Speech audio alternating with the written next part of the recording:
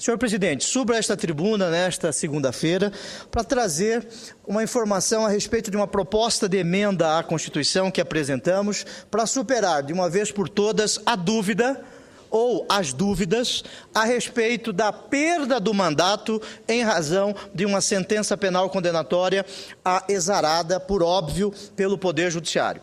Desde a Constituição do Império, senhor presidente, de 1824, todas as nossas constituições, 1891, 1934, 37, 46, 67, 69 e também a Constituição de 1988, estabeleceram, e esta atual estabelece, a suspensão dos direitos políticos em razão de uma condenação criminal. Muito bem, qual é a razão disso? A razão é bem simples. Aquele que tem contra si um decreto aflitivo, uma sentença penal condenatória, ele não é digno de exercer o direito fundamental da representação política. Isto significa dizer, senhor presidente e senhor líder do governo nesta casa, que o artigo 15 da Constituição da República, o artigo 15, inciso 3, ele deve ser respeitado. Digamos o caso que o Supremo Tribunal Federal, senadora Luiz, está a decidir nesta tarde. 3 deputados federais condenados pela mais alta Corte de Justiça do Brasil. 3 deputados, por envolvimento no famigerado e famoso caso do Mensalão.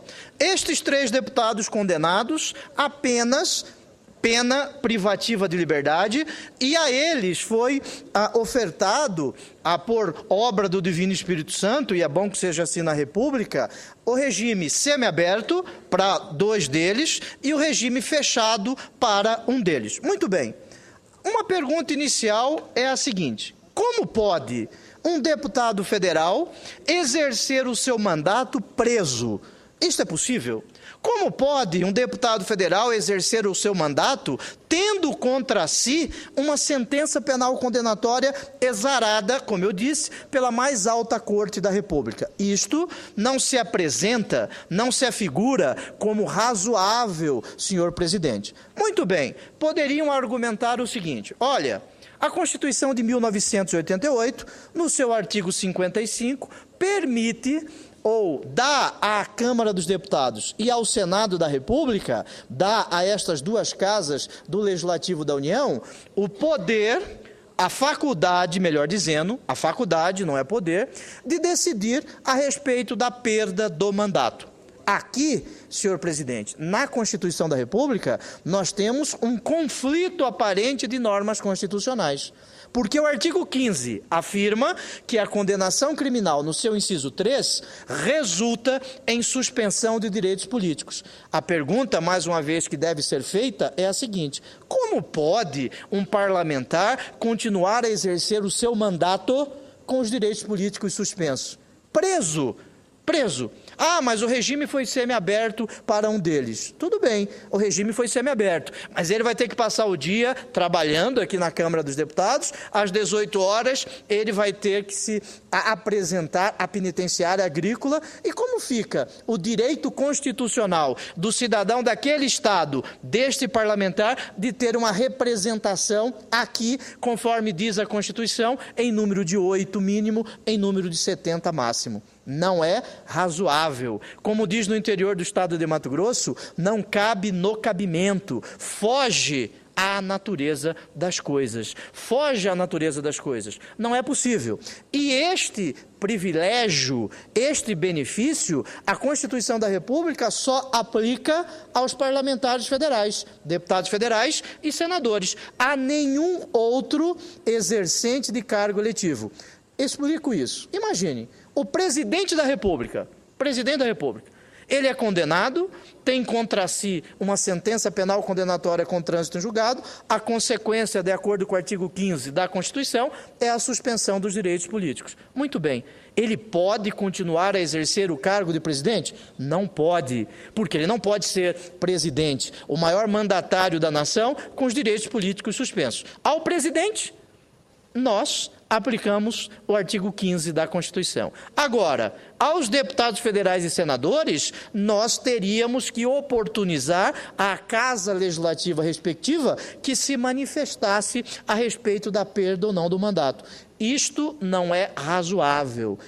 Tendo em conta esta situação, apresentamos esta proposta de emenda à Constituição, que tomou o número 60 de 2012, para que nós possamos superar esta dúvida da Constituição da República. Penso, senhor presidente, que a Constituição de 1988, que veio ao mundo jurídico depois de um período escuro da ditadura, que se inicia com o golpe de 31 de março de 1964, alguns falam revolução como eufemismo, mas é bom que se diga que foi um golpe de Estado em 31 de março de 1964 até 85.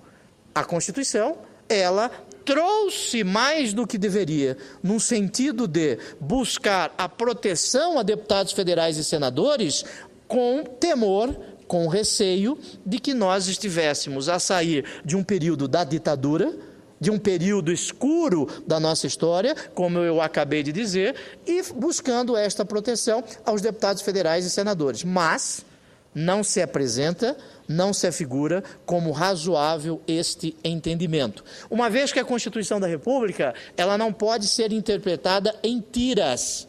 Não é possível que deputados federais e senadores possam exercer mandatos eletivos presos ou cumprindo o regime prisional semi-aberto. Desta sorte, senhor presidente, com todo respeito ao presidente da Câmara dos Deputados, o deputado Marco Maia, aqui não há que se falar em crise institucional. Aqui há que se falar apenas no cumprimento da Constituição da República, no cumprimento do artigo 15, que fala que a suspensão dos direitos políticos é uma consequência direta, é uma consequência imediata.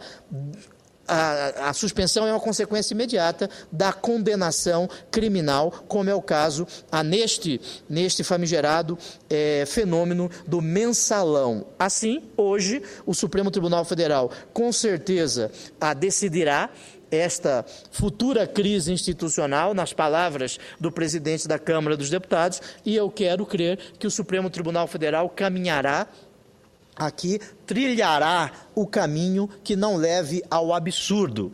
Imagine uma votação de final de ano, senhor presidente, como ocorre muitas vezes nesta casa, em que o senador e o deputado fica no exercício de sua função até 10 horas da noite e alguns deputados, 18 horas, a polícia vem a pegá-los aqui na chapelaria, os agentes carcerários. Aqui na chapelaria, eles vão entrar nos carros oficiais e vão ser escoltados pela polícia, os agentes carcerários, até a penitenciária. Isto é razoável? Isto não é razoável. A decisão da Suprema Corte deve ser cumprida, deve ser obedecida, porque a Constituição não é um aviso, a Constituição não é um recado, a Constituição não é um conselho. A Constituição, ela manda, ela determina, ela é uma norma super imperativa, tem imperatividade reforçada. O resto é choro de quem foi condenado. O resto é esperneio de quem vai ter que passar uma temporada, quase 2 lustros, na cadeia, que é o lugar de quem rouba o dinheiro que pertence a todos nós. Muito obrigado.